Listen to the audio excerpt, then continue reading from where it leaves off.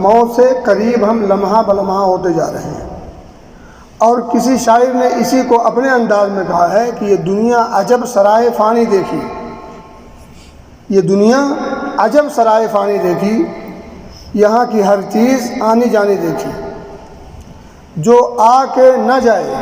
وہ بڑھاپا دیکھا، جو جا کے نہ آئے وہ جوانی دیکھی، جوانی چلی جاتی ہے تو پھر نہیں آتی، بڑھاپا آ جاتا ہے تو پھر ختم نہیں ہوتا۔ اس دنیا کی ہر چیز آنی جانی ہے، کسی کے لیے یہاں دوام اور ہمیشگی نہیں ہے۔ اگر دوام اور ہمیشگی ہوتی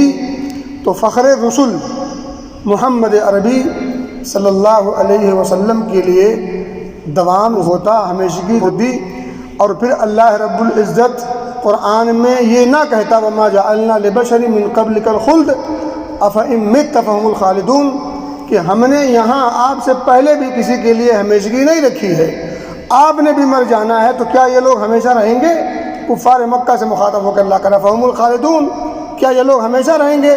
اگر آپ نے مر جانا ہے تو ان لوگوں نے بھی مر جانا ہے، مرنا سب کے لیے ضروری ہے۔ کل نفس ذائقۃ الموت وَنَبْلُوكُمْ بِالشَّرِّ وَالْخَيْرِ فِتْنَةً وَإِلَيْنَا تُرْجَعُونَ، بالآخر لوٹ کر کے اللہ کے پاس ہی جانا ہے، پھر وہاں انجام ہوگا عمل کے اعتبار سے،